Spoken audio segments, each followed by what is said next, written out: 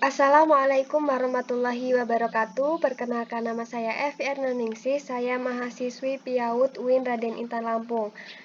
Dalam mata kuliah Statistika Pendidikan, kami memenuhi tugas akhir dengan merangkum dan mempresentasikan materi awal sampai akhir Statistika Pendidikan dengan dosen pengampu Sofia Mas Ayu MA. Untuk pertemuan pertama, kita membahas tentang penelitian dan statistik. Pengertian penelitian sendiri merupakan cara ilmiah untuk mendapatkan data dengan tujuan dan kegunaan tertentu. 4 hal yang perlu dipahami lebih lanjut yaitu bahwa penelitian merupakan cara ilmiah untuk mendapatkan data sesuai tujuan dan kegunaannya. Lalu, penelitian memiliki kriteria, yakni valid, reliable, dan objektif. Valid itu menunjukkan derajat ketepatan. Peneliti tidak cukup hanya menggunakan satu kali penelitian karena belum tentu benar atau tepat. Nah, inilah gunanya valid. Lalu reliable. Reliable ini berarti konsisten. Artinya aja ketika dilihat dalam masa yang lebih lama. Lalu objektif. Objektif ini berarti peneliti berada pada luar objek, sehingga persepsi disamakan, tidak boleh cenderung pada satu objek saja. Yang selanjutnya, tujuan penelitian. Tujuan penelitian itu untuk penemuan atau biasanya pada jenis penelitian R&D, pembuktian, dan pengembangan. Pengertian statistik. Statistik merupakan alat pengolah data yang berbentuk angka. Pengertian statistika. Statistika merupakan cabang ilmu yang mengamati atau mengembangkan cara-cara untuk mengolah data berbentuk angka. Sedangkan statistik pendidikan, yakni merupakan ilmu pengetahuan yang mempelajari tentang prinsip, metode, dan prosedur yang perlu digunakan dalam rangka penyajian, penganalisisan bahan keterangan berwujud angka juga. Lalu penelitian pendidikan merupakan proses yang sistematis untuk memperoleh pengetahuan atau to discover knowledge dan pemecahan masalah atau problem solving dalam pendidikan dan harus melalui metode ilmiah. Yang selanjutnya yaitu masalah-masalah dalam pendidikan. Yang pertama ada komponen raw input, atau biasanya ini berasal dari dalam manusia itu sendiri. Misalnya kecerdasan, motivasi belajar, kemampuan konsentrasi atau kebiasaan belajar, dan sikap belajar seorang atau pribadi seseorang. Lalu komponen instrumental input itu biasanya ada pada karakter pribadi guru, kurikulum, dan juga sumber belajar. Lalu komponen environmental input atau biasanya berasal dari keluarga, sekolah, teman sebaya, kehidupan beragama, fasilitas pembelajaran, kondisi kehidupan sosial, ekonomi, dan politik. Untuk komponen output itu biasanya pada penerapan metode dan lain-lain. Lalu komponen output itu biasanya pada sikap anak dan lain sebagainya. Yang selanjutnya yaitu indikator masalah pendidikan. Indikator masalah penelitian pendidikan itu biasanya gejala yang bisa didapatkan di dalam lapangan. Contohnya, apabila sesuatu peristiwa atau fenomena yang terjadi menimbulkan keraguan-raguan atau ketidakpastian. Lalu apabila terjadi kesenjangan antara harapan atau sesuatu yang diinginkan yang bersifat dasolen tentang sesuatu dengan kenyataan atau desain. Apabila cara-cara berpikir yang berbeda menghasilkan kesimpulan-kesimpulan yang berlawanan, dan apabila terjadi peristiwa-peristiwa yang mengancam, seperti dekadensi moral, problem sosial antara siswa ataupun mahasiswa. Lalu macam-macam dari statistik, yaitu ada penelitian deskriptif. Biasanya ini ada pada jenis penelitian kuali. Apabila data B1 dan itu hanya untuk anak B1. Data B2 itu hanya untuk anak B2. Artinya itu tidak bisa dijadikan satu atau untuk berlaku semua orang, tetapi itu harus diakumulasi menjadi beberapa persen lalu dikumpulkan sehingga menjadi statistik sederhana. Lalu inferensial.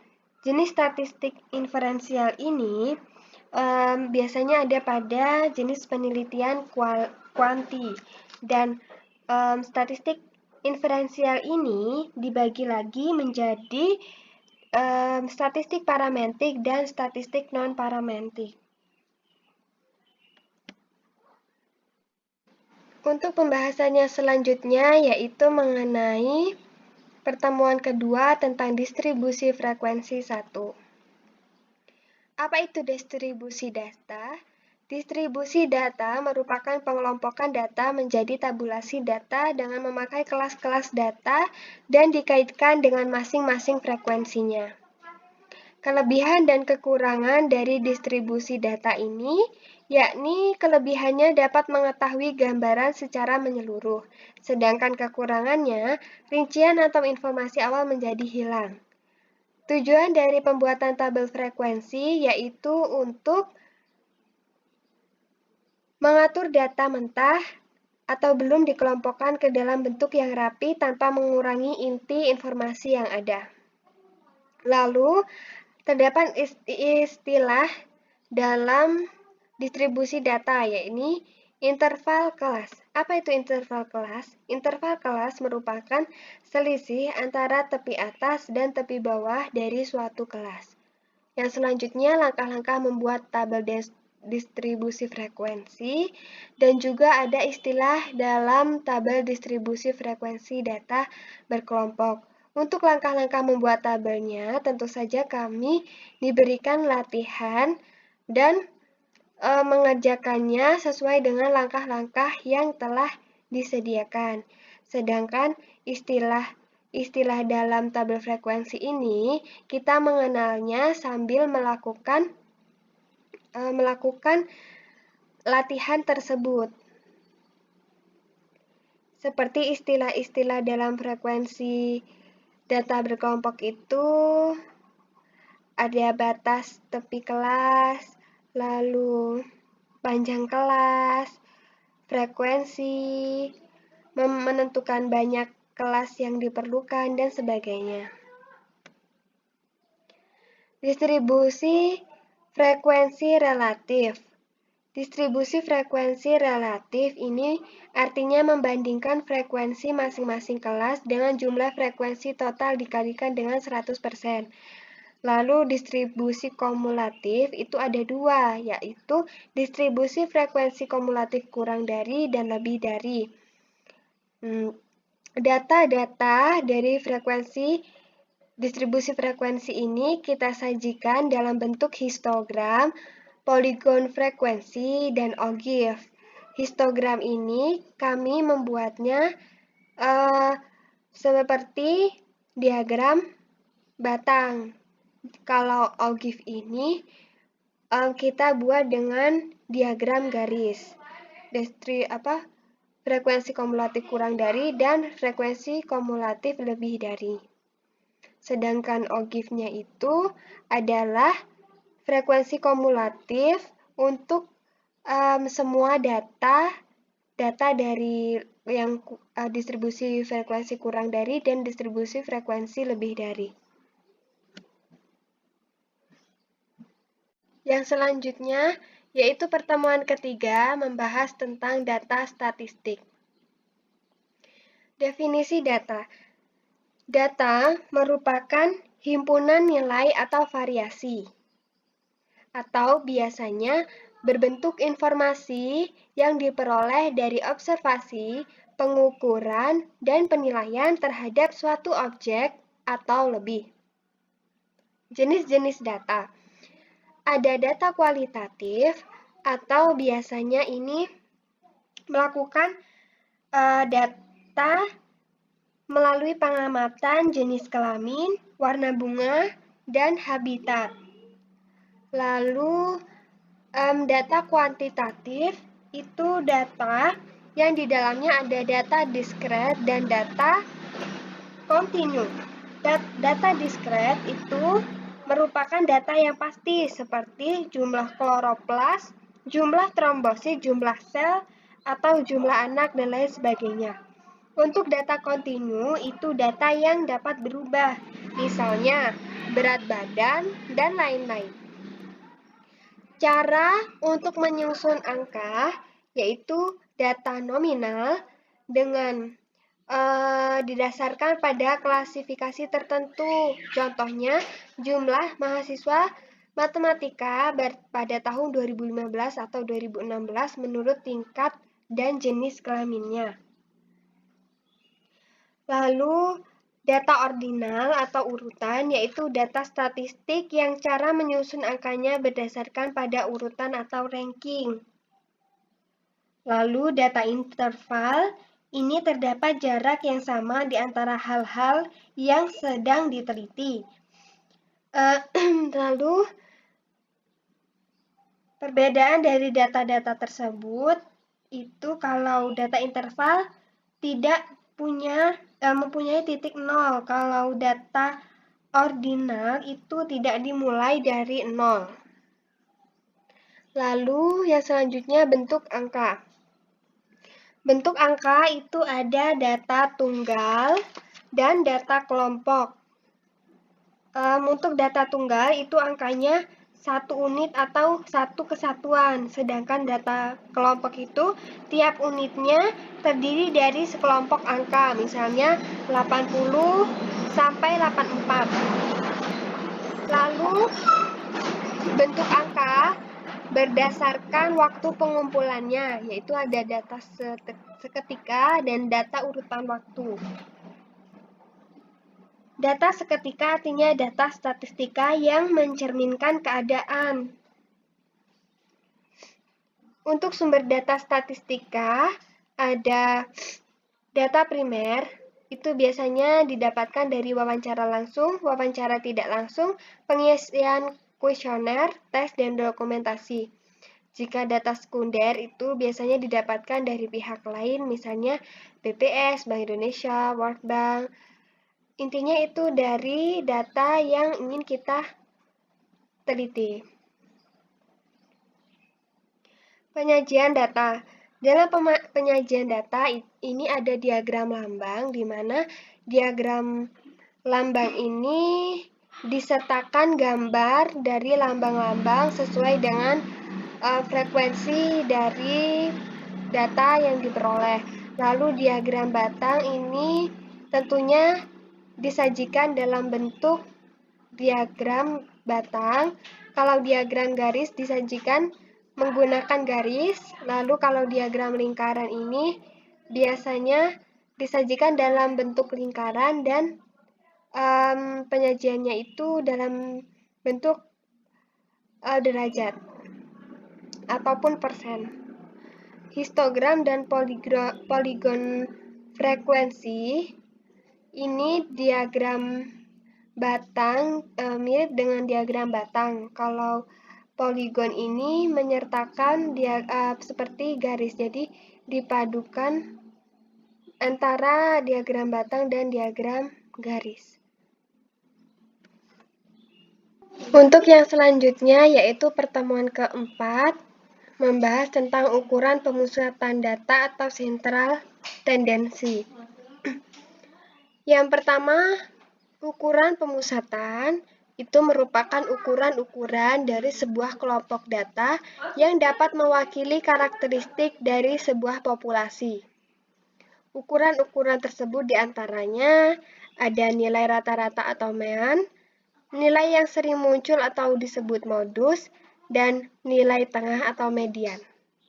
Serta terdapat cara untuk menghitung kuartil, desil, dan persentil.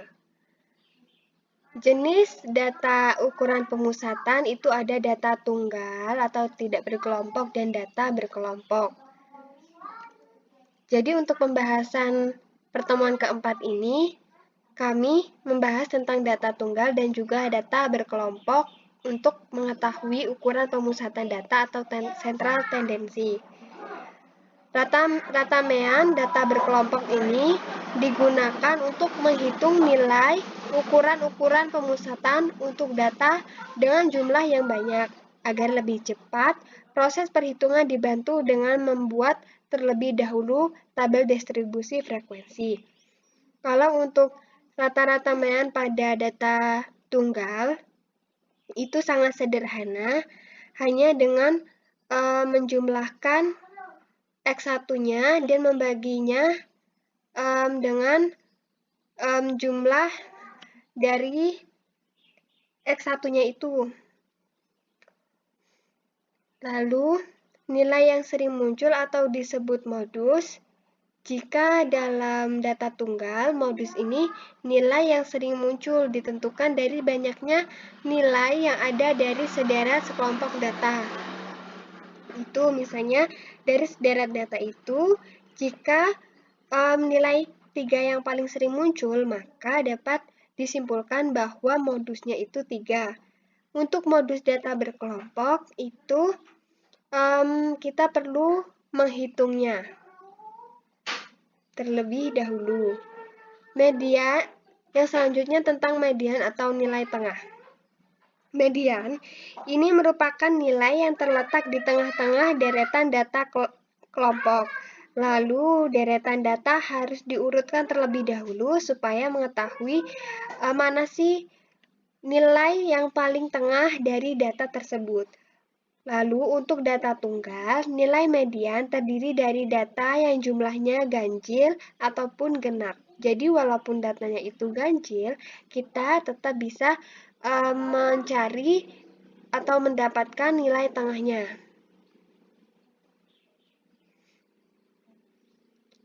Untuk median data berkelompok itu juga ada cara menghitungnya. Lalu yang terakhir menghitung kuartil, desil, dan persentil. Kuartil itu suatu himpunan data membagi himpunan atau atas 4 bagian yang sama. Nilai-nilai ini disebut kuartil dan dinyatakan dengan Q1, Q2, dan Q3.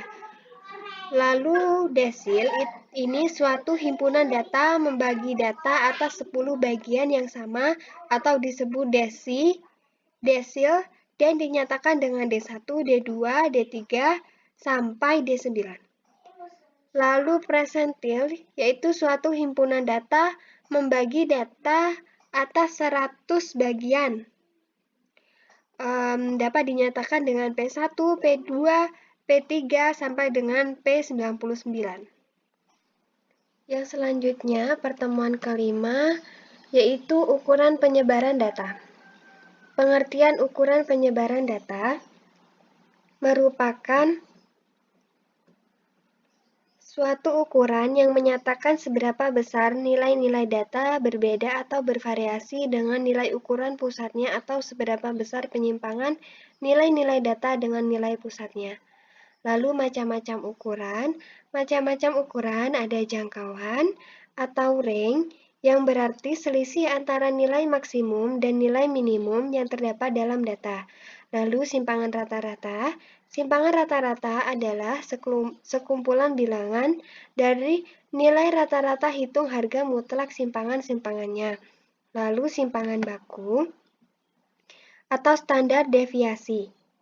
Simpangan baku merupakan sekumpulan bilangan dari akar jumlah deviasi kuadrat bilangan-bilangan yang dibagi dengan banyaknya bilangan atau akar dari rata-rata deviasi kuadrat. Lalu, kuartil. Kuartil merupakan nilai yang membagi kelompok data atas 4 bagian yang sama setelah bilangan-bilangan itu diurutkan. Dengan garis bilangan, letak kuartil ditunjukkan dengan Q1, Q2, dan Q3. Q1 berarti kuartil bawah, Q2 berarti kuartil tengah, dan Q3 adalah kuartil atas. Lalu, persentil. Persentil adalah sekumpulan bilangan dari nilai yang membagi kelompok bilangan tersebut atas 100 bagian, yang sama banyaknya setelah bilangan tersebut diurutkan dari yang terkecil hingga yang terbesar. Lalu, ada koefisien variasi dan juga yang terakhir angka baku atau nilai standar. Yang selanjutnya, yaitu pertemuan ke-7, kami membahas tentang populasi dan sampel. Populasi adalah keseluruhan individu atau objek yang diteliti dan memiliki beberapa karakteristik yang sama. Populasi memiliki variasi atau sebaran yang luas. Populasi juga merupakan wilayah generalisasi yang terdiri atas objek atau subjek yang mempunyai kualitas dan karakteristik tertentu yang ditetapkan oleh peneliti untuk dipelajari dan kemudian ditarik kesimpulannya. Satu orang pun dapat digunakan sebagai populasi, karena satu orang itu mempunyai berbagai karakteristik. Misalnya, gaya bicara, disiplin pribadi, hobi, cara bergaul, atau kepemimpinannya. Lalu, apa itu sampel? Sampel merupakan bagian dari jumlah dan karakteristik yang dimiliki oleh populasi. Kalau populasi itu keseluruhan, maka sampel itu kita ambil berdasarkan atas karakteristik yang ingin kita teliti. Lalu, alur pengambilan sampel. Alur pengambilan sampel diawali dengan populasi atau keseluruhan manusia atau mahasiswa di kampus. Lalu frame sampelnya adalah daftar mahasiswa yang registrasi pada semester terakhir. Lalu sampel itu didapatkan dari registrasi tersebut didapatkan 20 mahasiswa. Lalu yang terakhir, unit eksperimen atau seorang mahasiswa. Penentuan sampel penelitian. Untuk menentukan sampel penelitian, syarat utamanya adalah sampel representatif. Representatif sampel apabila kecenderungan sampel yang mendekati keadaan identik populasi. Kerepresentatifan sampel dipengaruhi oleh homogenitas populasi, jumlah sampel yang dipilih, banyaknya karakteristik subjek, dan adekuasitas teknik pengambilan sampel. Homogenitas populasi dimaksudkan bahwa aspek tempat atau geografis merupakan wilayah atau tempat subjek penelitian bertempat tinggal, misalnya provinsi, kabupaten, sekolah. Untuk aspek subjek itu misalnya jenis kelamin, umur, rasial, pendidikan, kepribadian, sejarah kehidupan, dan intelijensi. Sedangkan dalam aspek sosial itu mencakup kelas sosial, misalnya keluarga dan lingkungan sosial. Penentu jumlah sampel, yaitu banyaknya kelompok sampel yang dibutuhkan dalam suatu penelitian. Jumlah sampel ditentukan oleh desain penelitiannya. Lalu, karakteristik subjek penelitian. Peneliti menentukan berapa besar anggota sampel yang akan diambil dari populasi. Besar anggota sampel peneliti tidak ditentukan besarnya populasi, tetapi oleh berapa banyak karakteristik subjek yang akan diteliti. Semakin besar power of effect yang akan dihasilkan, diperlukan sampel yang relatif sedikit. Semakin lemah, dibutuhkannya sampel yang relatif banyak. Teknik pengambilan sampel itu dilakukan dengan probability sampling dan non-probability sampling. Teknik sampling menentukan ukuran sampel. Itu didapatkan dari 3 metode praktis, yaitu tabel Krejci, nomogram Heriking, dan rumus Lovin. Yang selanjutnya, pada pertemuan ke-8, kami membahas tentang hipotesis. Pengertian hipotesis merupakan pernyataan tentatif yang merupakan dugaan mengenai apa saja yang sedang kita amati dalam usaha untuk memahaminya. Membuat hipotesis itu merupakan proses membuat hipotesis yang dapat diturunkan dari teori yang berkaitan dengan masalah yang akan kita teliti. Jadi diperlukan teori untuk dapat membuat hipotesis.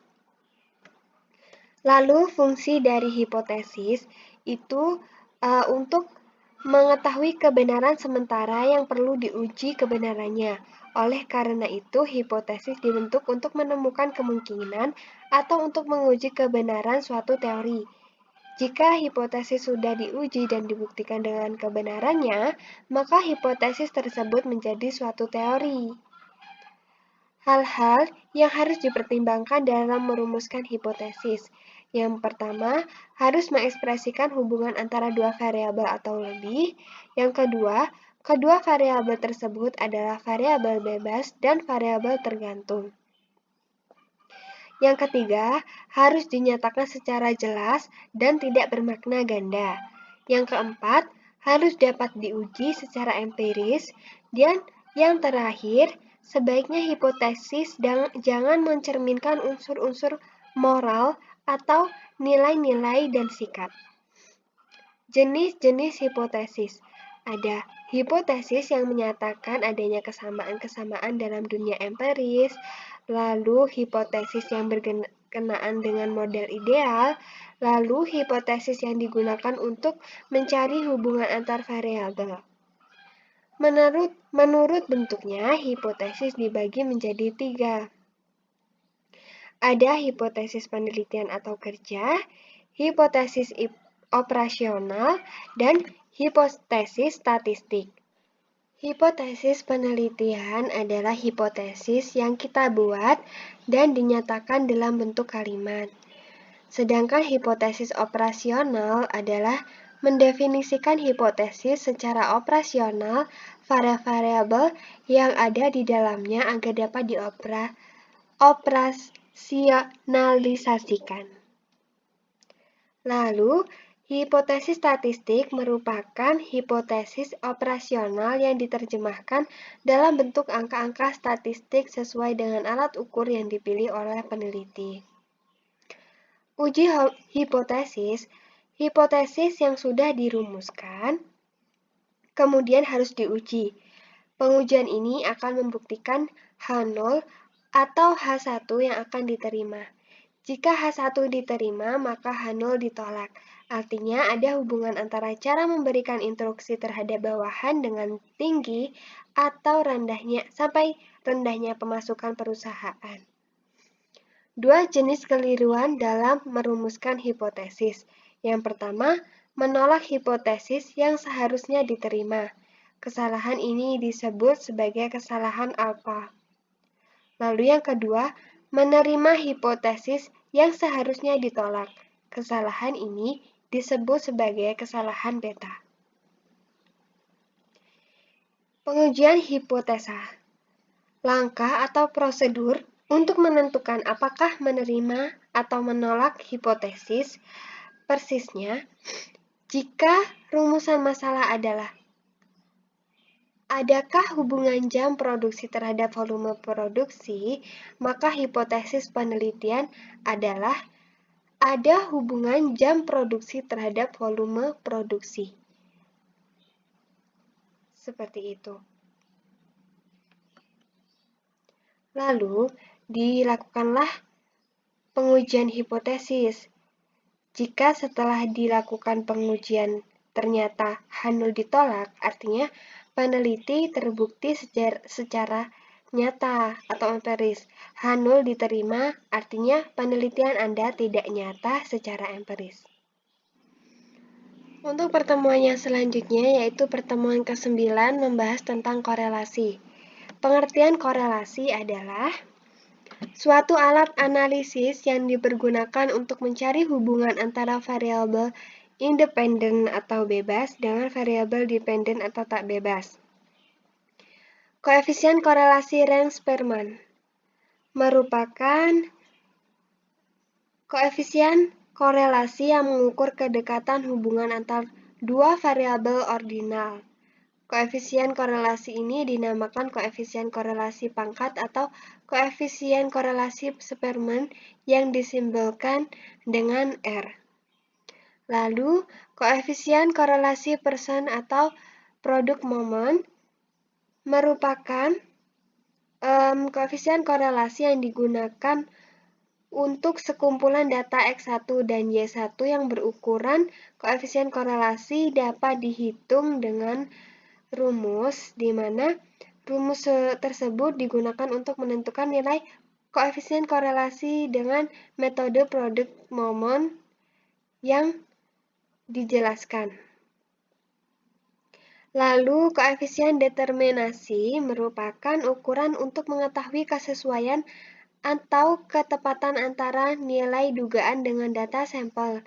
Koefisien determinasi ini didefinisikan sebagai berikut, yaitu bagian dari keragaman total variabel tak bebas atau Y variabel yang dipengaruhi oleh variabel dependen, dan yang dapat diterangkan atau dihitung oleh keragaman variabel bebas X disebut dengan variabel yang mempengaruhi atau independen. Jadi dapat disimpulkan bahwa koefisien determinasi adalah kemampuan variabel X mempengaruhi variabel Y. Semakin besar koefisien determinasi menunjukkan semakin baik kemampuan X mempengaruhi Y. Lalu koefisien korelasi ganda. Untuk dua variabel bebas X1 dan X2, maka dihitunglah R dengan rumus yang sudah ditentukan. Jadi, korelasi di sini itu dicari karena terdapat dua variabel bebas, yaitu X1 dan X2. Lalu, yang selanjutnya, pada pertemuan ke-11 kami membahas tentang analisis regresi. Apa itu analisis regresi? Analisis regresi merupakan analisis yang digunakan untuk mengetahui bagaimana variabel dependen atau kriterium dapat diprediksikan melalui variabel independen atau prediktor secara individu atau parsial maupun secara bersama-sama atau simultan. Jenis-jenis regresi itu dibagi menjadi beberapa dasar. Yang pertama, berdasarkan jumlah variabel bebas. Ada satu variabel bebas, itu disebut dengan regresi sederhana. Lalu ada lebih dari satu variabel bebas disebut dengan regresi berganda. Lalu, berdasarkan sifat hubungan kedua variabel dibagi menjadi dua, yaitu yang sifatnya linear atau disebut dengan regresi linear, dan yang kedua sifatnya non-linear atau disebut dengan regresi non-linear. Lalu yang ketiga ada berdasarkan skala pengukuran variabel bebas dan terikat. Itu dibagi menjadi tiga. Yang pertama, variabel terikat semua variabel bebas. Itu dinamakan dengan regresi standar. Lalu variabel terikat dan sebagian variabel bebas. Itu disebut dengan regresi dummy. Lalu variabel terikat berskala nominal atau ordinal itu disebut dengan regresi logistik atau ordinal. Lalu variabel Y yang nilainya akan diramalkan disebut dengan variabel tidak bebas atau dependent variabel, sedangkan variabel X yang nilainya digunakan untuk meramalkan nilai Y disebut dengan variabel bebas atau independent variabel atau variabel peramal, prediktor, dan seringkali disebut juga dengan variabel yang menerangkan explanatory. Prediktor atau variabel independen ini, adakah hubungannya dengan variabel respon? Lalu, untuk ilustrasi, Hubungan positif itu jika X, gizi seimbang, itu berhubungan dengan Y, berat badan yang meningkat. Lalu ilustrasi hubungan negatif itu apabila gizi seimbang tidak berhubungan dengan berat badan tetap atau menurun. Jika berat badannya tetap ataupun menurun. Persamaan regresi. Lalu, dalam persamaan garis regresi ini ada regresi linear sederhana dan ada regresi yang berganda atau multiple regression. Independen variabel yang dianalisis lebih dari 2 kegunaan. Artinya untuk melihat pengaruh lebih dari satu variabel bebas terhadap variabel terikat sekaligus dalam satu metode analisis. Lalu untuk melihat variabel bebas yang lebih berpengaruh terhadap variabel terikat. Dan yang terakhir untuk memprediksi nilai variabel terikat bila diketahui nilai-nilai variabel bebas. Yang selanjutnya, langkah uji regresi. Langkah yang pertama, uji regresi. Yang kedua, menghitung persamaan regresi.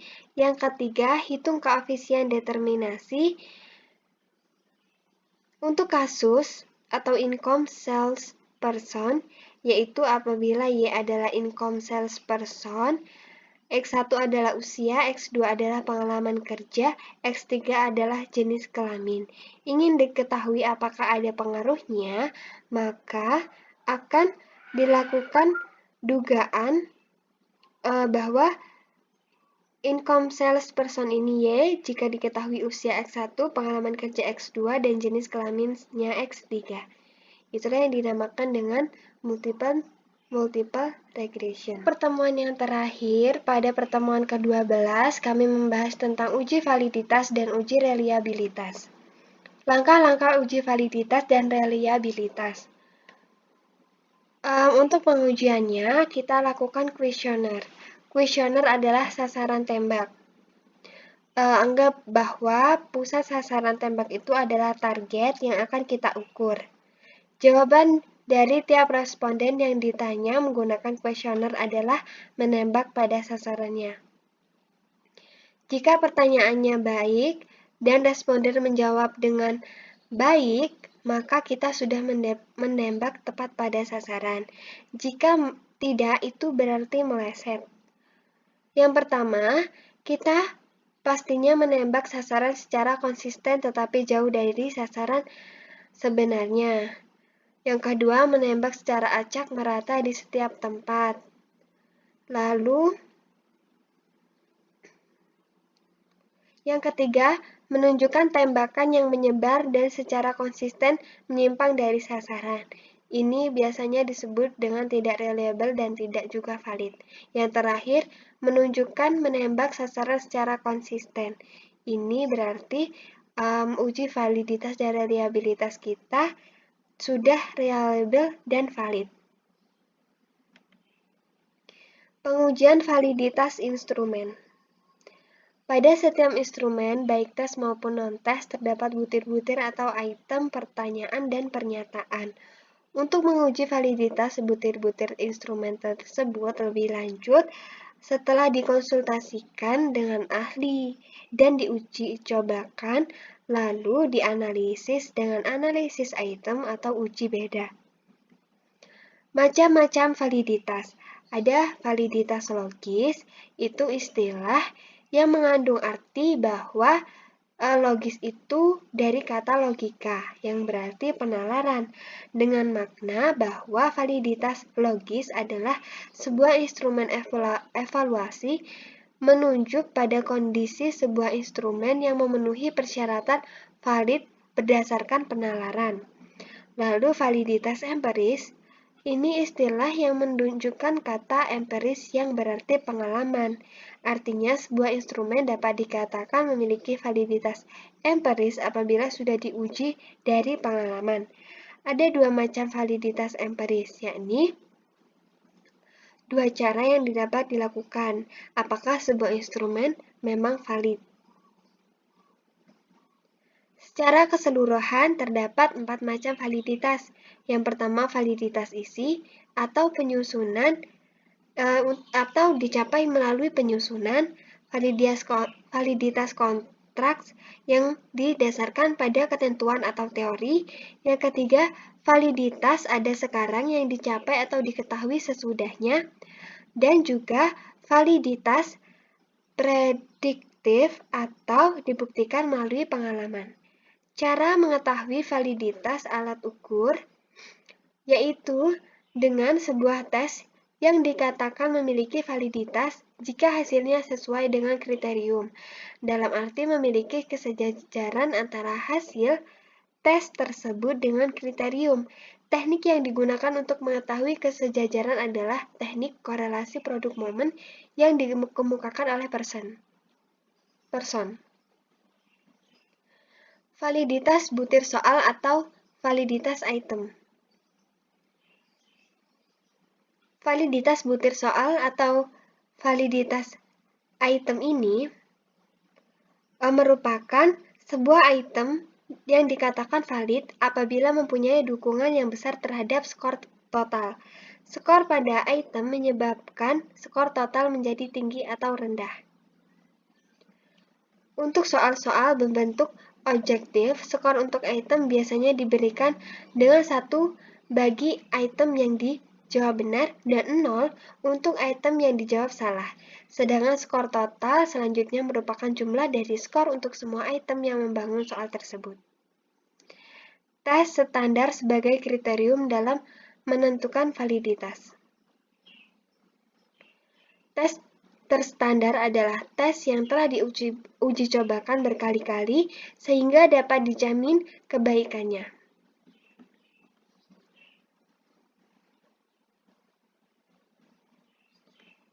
Yang selanjutnya ada reliabilitas. Reliabilitas itu dilakukan dengan kuesioner disebut reliable atau handal jika jawaban-jawaban seseorang itu konsisten.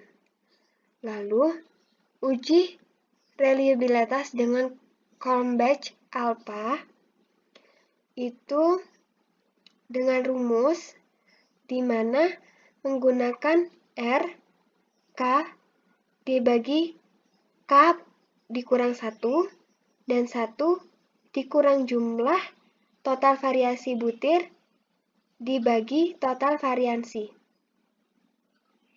Langkah uji coba uji reliabilitas dengan menggunakan SPSS yaitu dengan menggunakan aplikasi di mana ada cara-caranya seperti berikut, yaitu buka file yang akan diuji, klik analis, scale, dan pilih reliability analysis. Masukkan 5 pertanyaan yang diuji, pilih pada box model alpha, klik statistik, dan pilih scale if item delete. Hal-hal yang menjadi perhatian saat uji reliabilitas. Yang pertama, nilai-nilai untuk pengujian reliabilitas berasal dari skor-skor item angket yang valid. Lalu, instrumen yang memiliki tingkat reliabilitas yang tinggi jika nilai koefisien yang diperoleh lebih dari 0,60 secara kasar.